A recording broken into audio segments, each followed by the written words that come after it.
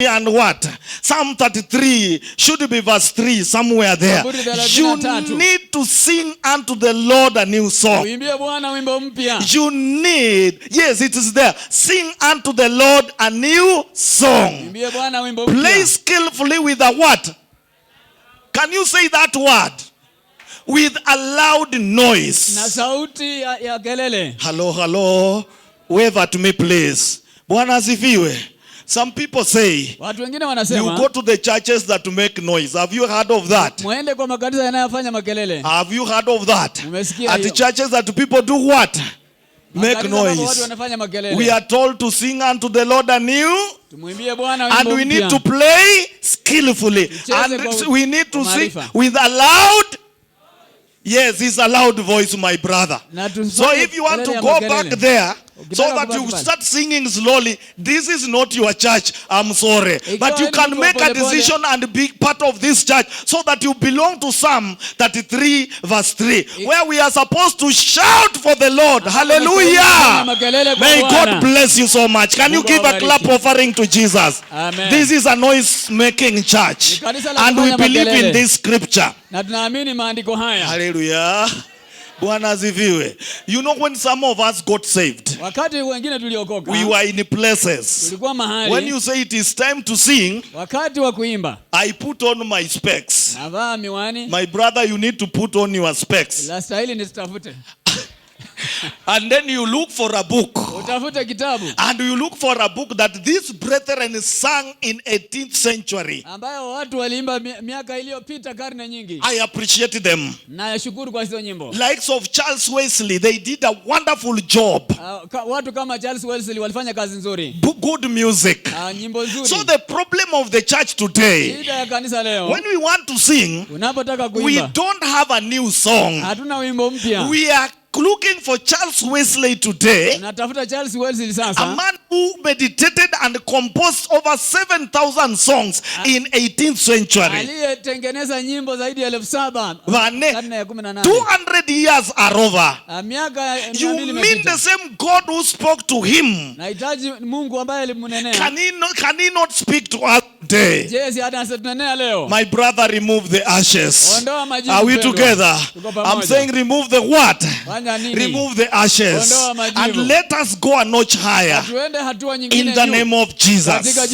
To remove the ashes also means what? I said you don't need to dwell on the past. Ashes are tradition. Yes, walking in tradition. You must put the ashes of tradition aside. What do I mean by that? When I talk about tradition, most of you think about things that are done outside there. No. I'm talking about even where we are. Do you know, we can have our tradition. Unless this one is done, this cannot be done. Unless this has happened, this cannot happen. Let me tell you, it becomes our tradition that things are done in this manner until we put aside the Holy Spirit. Choose to be led by the Spirit. Are we together? In the church, tradition comes like this. Our service is to be led like this. These things have to be done this way. You cannot interchange and say today we are beginning with the preaching and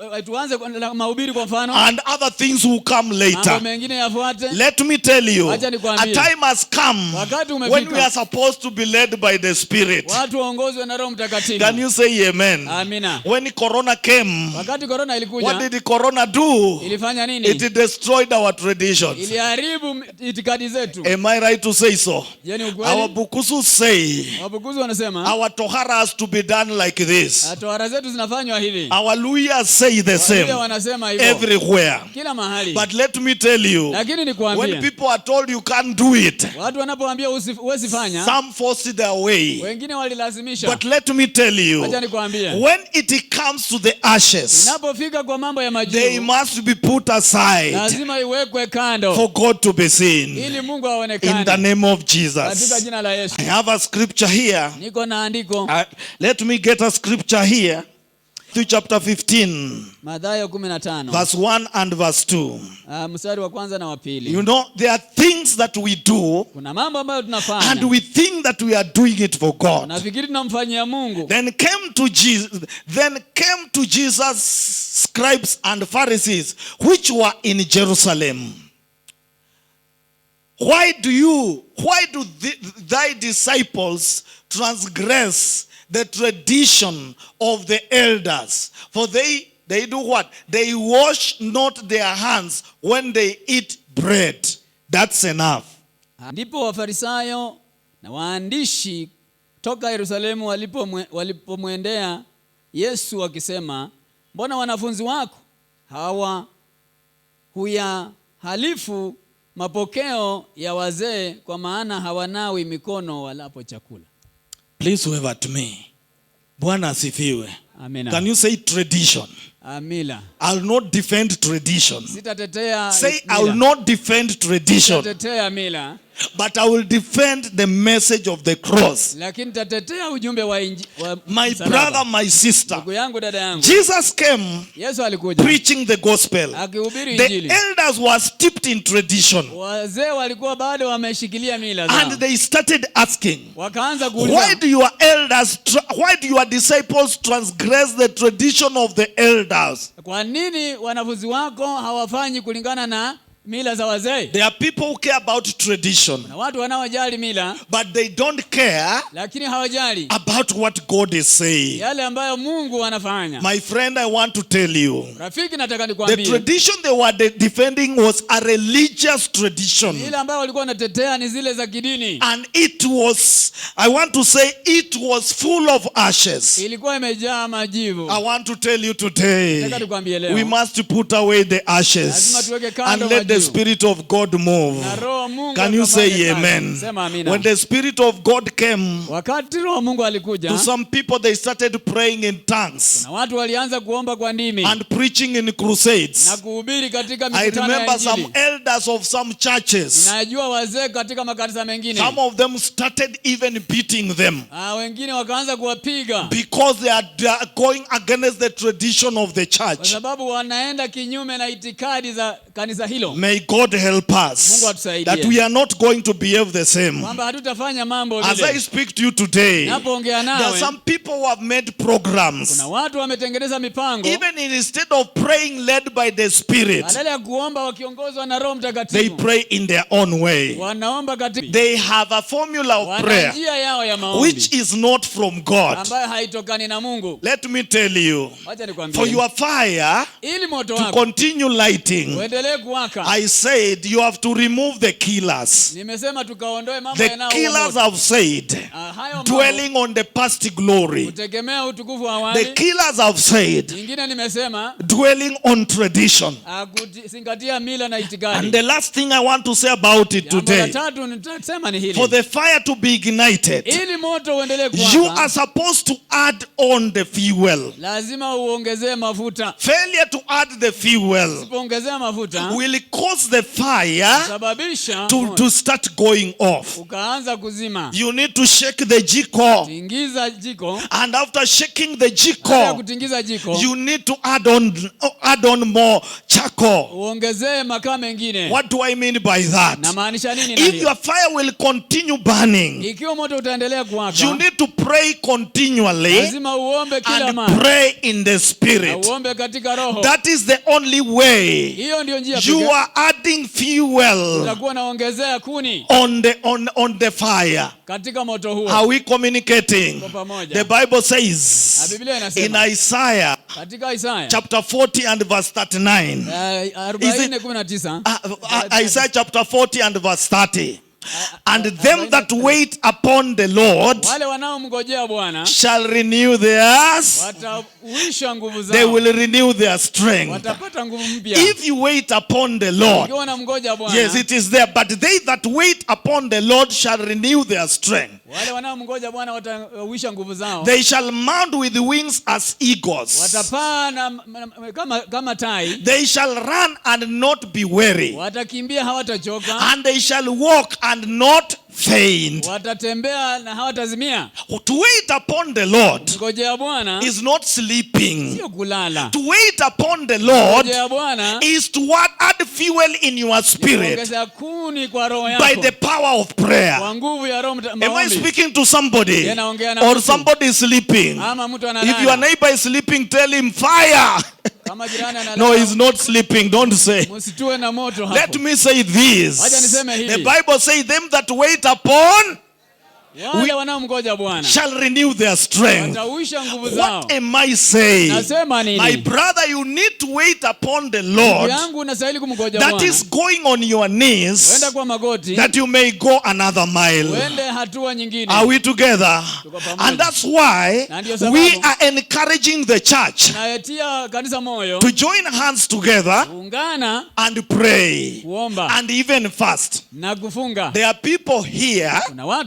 There are people who are listening to me. Even some are listening to me on television. When we talk about prayer, it is not part of you. It is so and so who are supposed to pray. Let me tell you, my friend, you will get a miracle of Jonah. Utapata muujiza wa Yona, where you will be taken in the belly of fish for 3 days. Utaingizwa katika tumbo la samaki siku 3. That's when you will fast by force. Hapo lazima utafunga. But let me tell you, it is good for you to wait upon the Lord. Ni vyema umngoje Bwana. Join others in the prayer. Ungana na wengine. Pray with other people. Pray for your family, my brother.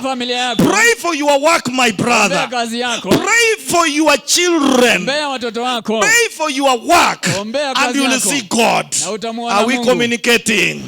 Friends, some of you know very well. You have been fought by people where you come from. I attended a funeral yesterday. And when I reached there, they told me, do you know, the body is growing in the coffin. It's growing in the coffin.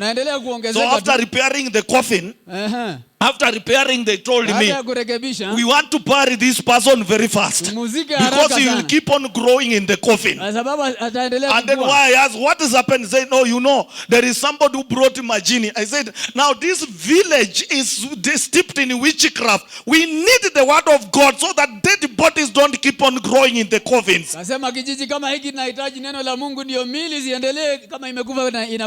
Can you ever to me? Bwana asifiwe.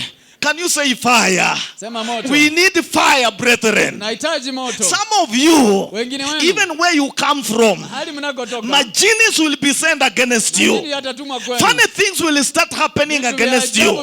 Funny fires will come in your house. But when you have the fire of the Holy Spirit, nothing will affect you. Can you say amen? Can you say fire of the Holy Spirit? I need you in Jesus' name. Give a clap offering to Jesus. Make a shout to the Lord, Bwana. Yes, we are a noise-making church. Let me tell you, friends, a time has come when we need to shake the ashes. Add on more fuel. Add more fuel by prayer. Add on more fuel by eating the word of God. Eat the word of God. When you use the word of God, things are going to happen. I want to stop there. As I stop there, I will be praying with you because the Lord said He's doing a new thing. Do you believe that? He's doing a new? Let me tell you, if you have been going through fire, this other fire of suffering, let me tell you, the fire of the Holy Spirit Spirit is able to suppress other fires. In the name of Jesus. Wait for me. Wait for me. One day I'll talk to you about strange fire. So don't bring strange fire. If people have thrown strange fire against you, the fire of the Holy Spirit is going to consume that fire. My prayer for you today is that let your light continue burning. In the book of Matthew chapter 25, I'm not going to read, I want to say something. That is from verse 1 up to verse 13. There were 10 ladies, 10 virgins. 5 of them had enough oil for their lamps, and 5 of them did not have enough oil for their lamps. So as they are waiting for the bridegroom, he delayed it to come. So what these others were doing, when their fire goes down, they add the oil, they trim the what? What is it called? They trim their wigs. That's removing the ashes. And it goes on. And the 5 did not have enough oil. So they went to look for it. And when they came back, the door was locked. My brother, my sister, let me tell you, if you allow your fire to go off, you have gone out to look for many other things. The bridegroom will come and you will be found outside there. What am I saying? If you are in our midst and you know the fire in you is going down, you know that you are like backsliding. Your spiritual life has gone down. You need to trim the wick and add more fire. You need to pray today. Tell God, forgive me. I want to ignite the fire the more for you. Are we together? As we are praying together, if you are there and you are not born again, we shall pray with you. I want you to stand on your feet, please. Just stand, we pray together. Let's pray together. Stand on your feet, we pray. Hallelujah. Lift up your hands to Jesus. Open your mouth and speak to him. Just speak to him. Just open your mouth and speak to him. In the name of Jesus, we surrender unto you, Jehovah God. We look unto you, Jehovah God. We surrender unto you, Jehovah Father. I love you. I look unto you, Jehovah God. You are worthy of praise, O Jehovah Father. Thank you, Lord. Hallelujah. Thank you, Father. Hallelujah. You are the all-consuming fire. Come and manifest yourself. Come and manifest yourself. Consuming fire. Consuming fire. Just follow her. Worship you today. You are the all-consuming fire. Come and manifest yourself. Consuming fire. Consuming fire. We bow before your throne. You are the all-consuming fire. Come and manifest yourself. You can just keep quiet. Just close your eyes. I want to pray with you. I want to begin with you. You say the fire in me is going down. I want to pray for you that your fire may increase. Lift up your hand. Unasema ya kwamba moto ndani yangu unarudi chini, lakini nataka ukaweze kuwaka vizuri. Inua mkono. Yes, just lift it high. tu. Inua tu mkono huo. Asante kwa hizo mikono. Alafu sema nyuma yangu. Sema kwa sauti, usiogope jirani. Sema, Mungu Baba, naja kwako. Nimekubali moto ulao ukae ndani yangu. Inua roho aliye ndani yangu. Moto ulio ndani yangu wake vizuri. Ninakataa sitafifia kwa wokovu wangu. Nisamee Baba kwa hali niliyokuwa nayo. Sai ninaikana kwa jina la Yesu. Nisaidie Baba, nianze upya.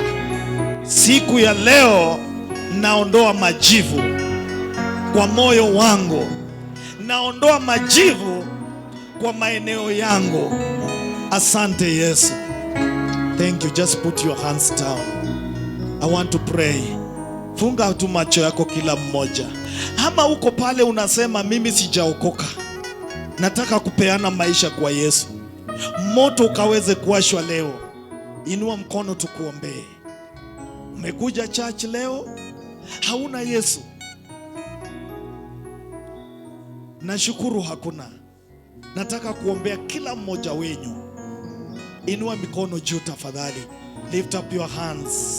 Say, Father, I surrender to you.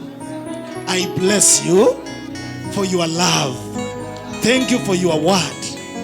Thank you for the fire.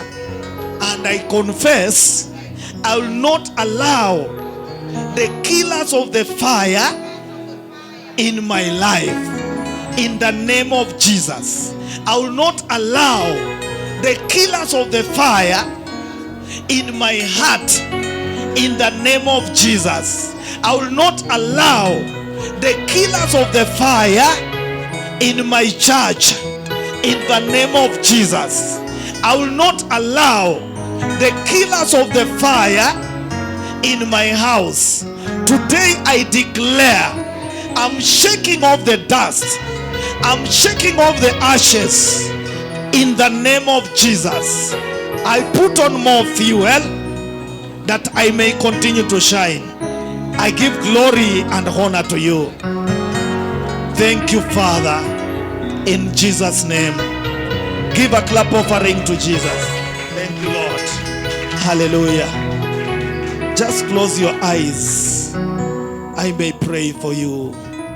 Our Father, our God, in the name of Jesus, I thank you for your word. I thank you for your promises. I thank you for the ministry of your word. You have spoken to us, O Lord, and we have accepted to be led by you, Lord. I pray we are not going to dwell in the former glory, but will trust upon you to do new things. Father God, I look unto you. We are not going to dwell in tradition that is fire full of ashes. We come out of tradition that we may serve you in the name of Jesus. Lord, I pray we are not going to slacken down by not adding fuel of prayer, fuel of your word, fuel of fellowship to make sure that the fire is going on in our hearts. I pray, Jehovah, take over and minister to us. I pray for your sons. I pray for your daughters. I commit them before you. Minister to them, each one of them. In Jesus' name I pray. Amen. Give a clap offering to Jesus. Hallelujah.